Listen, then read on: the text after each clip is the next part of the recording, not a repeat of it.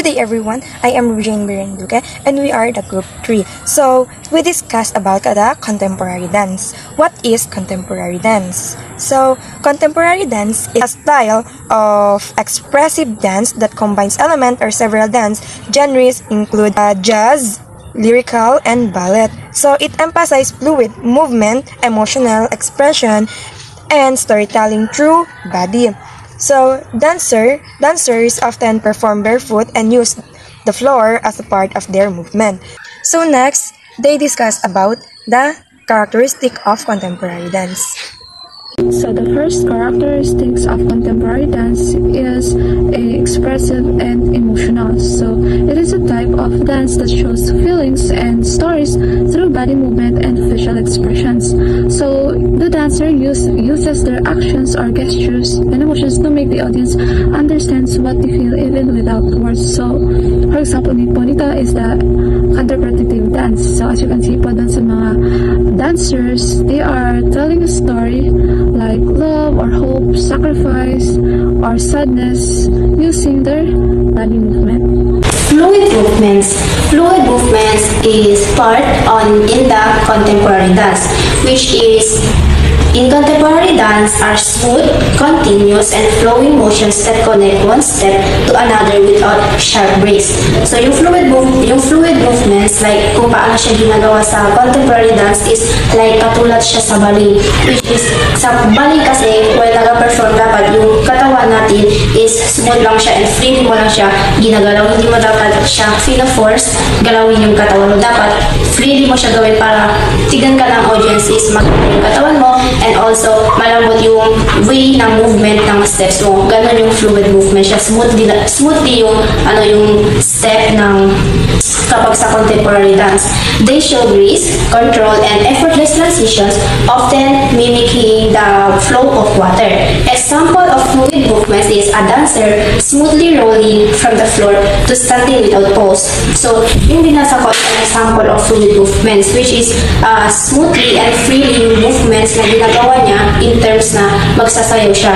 Like, for example, yung pag-roll niya sa floor is smoothly lang siya, hindi mo siya fino-force yung katawan mo na mag-roll. Kasi pag fino-force kasi natin yung katawan natin na mag-roll, bakit natin siya tiga? Dapat let it be smooth para lang siya, unique and maganda. Then second is gentle arm waves or body rolls that look like ripples. Then flowing turns or spins where the movement travels naturally through the body. So, meron akong nakita mga examples sa Google. Fluid movements is like, pwede mo siyang gawin like, katulad sa ballet na yung ganyan, then ganito, then turn. Dapat smoothly mo siyang gawin ganyan. Smoothly talaga. Then, second is natural movements. When we say natural movements are actions that come from everyday human motion or instinct, showing comfort and realism rather than exaggerated or stylized dance steps. So yung natural movements, ito yung ginagawa natin in our everyday life. Nakikita doon natin siya sa panlabas na anyo natin, which is yung walking, running, and jumping. Yun yung natural movements na pwede natin i-apply sa contemporary dance, which is nagagamit din siya doon.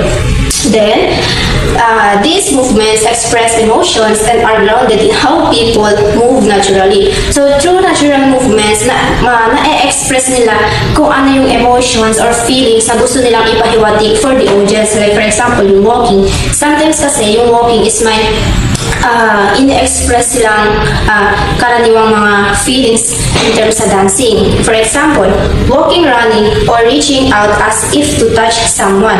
Breathing movements that expand the chest or relax the shoulders. Yun yung mga examples ng natural movements na nakikita lang natin siya in our everyday life sa mga tao. So I hope may natutunan kayo about sa fluid movements and natural movements that relate to contemporary dancing. I'm Jeanette Lomolo and I will discuss about the mixed styles on contemporary dance. So contemporary dance mixed styles, it combines different styles such as ballet, modern jazz, hip-hop, and even cultural dance. So it doesn't follow strict rules. Instead, it allows dancers to freely move and show their feelings and ideas through creative movement.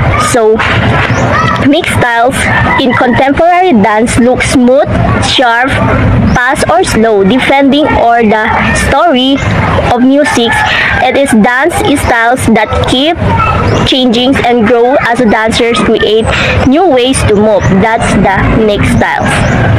Hello everyone, I am Kiana Rose B. Romualdo, and our topic for today is about floor work. First, what is floor work? So floor work is a sequence of exercises that we can perform in the floor. Let's say for example, there are dance, di ba may mga dance tutorial yan sa TikTok na nakikita natin na meron, they do the flooring or make floor sila sa pagdancing. Ginagamit nila yun to get the sequence and movement as clean as possible. Kasi doon na-express ng mga dancers yung emotion nila and yung movement ng dance and gesture nila. So, nagagamit din to sa contemporary dance and sa mga gymnastic event. Bakit nga ba kasali yung gymnastic event? We all know that gymnastic is yung mga stretchable sila, di ba? So, when we are going to dance or going to do the flooring, syempre dapat stretchable din naman tayo. Pwede tayo mag-split, pwede natin gawin yung mga doon sa floor, and pwede natin ma-sequence or mas ma-move yung katawan natin. Kasi if hindi ka capable enough to move your body, hindi magiging maganda or hindi magiging maayos yung gesture na kalalabasan ng pagsayaw mo. So, gets nyo na ba? Have the movement of exercise and routines. So, yung movement ng exercise and routine nyo sa pagdancing nyo or when you are doing the flooring, kasi kasali na yung gymnastic to all. So, yung movement of exercising and routine nyo sa pagdancing is when you move, ng example, may stretching. Gets? Have the contemporary dance.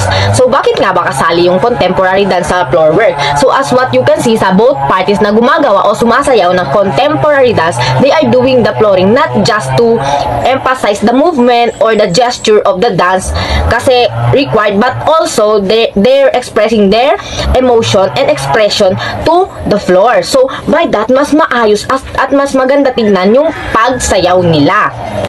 To the pole dancing. We all know that choreographer is crucial when you're doing the pole dancing kasi gina-showcase talaga ng mga dancer yung magiging fluid nila sa floor or paggawa nila ng flooring kasi doon mas na-emphasize and mas na-stretch nila ng maayos. They deliver their dance as much as they can kasi nga kailangan malinis. So by that, mas nagiging flexible sila. So kapag flexible ka sa pagsayaw mo or may flooring ka, mas maganda siya tignan.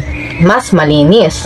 Have the belly dance. Yung belly dance kasi, alam ko common to sa atin kasi lumalabas to sa TikTok and sa FB Reels. Yung mga sexy dance na they move their waist. So, required yung flooring sa kanila kasi yung flooring kasi is parang nag-emphasize siya ng paano mo magiging smooth yung pag-deliver ng sayaw mo through the flooring. Nag-lay on the floor din sila sa pagsayaw nun and they are doing the balancing through deliver their sexy dance and smooth dance po.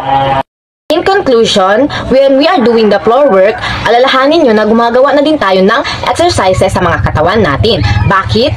Because when we are stretching our arms or we are doing capable or we are capable enough in stretching sa pagsayaw, sa emphasize na moves, the way our body moves, the way na nag-exercise tayo. Kasi when we talk about exercise, yung pag single na ganun mo, like single ng pag ganun lang natin, ng gesture ng katawan natin, ng movements ng katawan natin, is form as an exercise kasi gumagalaw tayo. We are capable enough to move. So, yung floor work na to, hindi lamang siya sa sequence ng dynamic ng dance, hindi lamang siya sa clean ng pagsayaw, hindi lamang siya sa movements ng sayaw nyo, but also it involves the fitness and gymnastic. Because kung mag-floor work naman tayo, kailangan we are capable enough or we are stretchable. So, pag stretchable tayo, anong nangyayari? Nag-a-apply na yung exercise kasi nag-move na or stretchable, our bodies move na po. Yun lang. Salamat! I am Tulkan Abdu from BTP TED Flashback 2B. So I'm going to discuss the barefoot dancing. So barefoot dancing is a style of dance performed without wearing shoes, allowing dancers to move naturally and feel a closer connection to the floor or ground. It emphasizes freedom of movement, balance, and expression. and is often used in modern dance, contemporary dance, and some cultural or traditional form. Dancing barefoot can help dancers feel more grounded. It improves body awareness and encourage authentic movement rather than focusing on rigid technique. So, ang barefoot, from the word barefoot, ito yung mga dances na walang suot na gamit sa kanilang paa, which is ng mga tulad ng mga sapatos na mas comfortable o mas confident sila gumalaw kasi hindi sila nahihirapan at makagalaw sila ng maayos. So, in short, the barefoot dancing means dancing without shoes to promote natural movement, expression, and stronger connection between the dancer and the floor. So, that's all. Thank you. Good morning, everyone. Good morning, ma'am. Good morning, classmates. I am Largen Edibina, and this is my topic. Focus and creativity allows freedom and personal interpretations. It is you have the freedom to express your own ideas, emotions in your unique way. It gives you the chance to think differently, explore new possibility, and show your personality through your dance. And it's about using your imagination and give your own meaning to things. Yan yung music na ginamit ni Alvin Ailey. Siyempre, may meaning din niya na gusto niyang ipahiwatig din sa mga tao. Kung ano yung music na ginamit mo, siyempre nababagay din sa kung ano yung step na kinoryo mo sa sayaw mo. Hindi naman pwede na yung sayaw mo slow and then budots yung ilalagay mo na music. So, dapat kung ano yung sayaw mo, dapat makahanap ka ng music na bumabagay sa kinoryo mo. So, Revelation is represented in 3 sections. So, the first one is Pilgrim Road. This section is about trying to get up and out of the group. Sa Pilgrim of Sorrow is pinapakita dito yung mga tao na like dumaranas ng matinding kalungkutan and paghihirap. So, yung mga tao na yon is lumalagbay sila para mahanap nila yung kanilang pag-asa. So, take me to the water, reflect a baptismal and purification rite. So, yung costume na ginagamit nila dito is kulay white and blue colors. So, next is move, members move, center around the gospel church with earth tones, yellow and black colors. So, yung mga costume na ginagamit nila is yellow and black colors. Yung Revelation, inilabas nung January 31, 1960 at the 2nd Street in New York City. It was also part of the opening ceremonies of the 1968 Olympics. That's all. Thank you.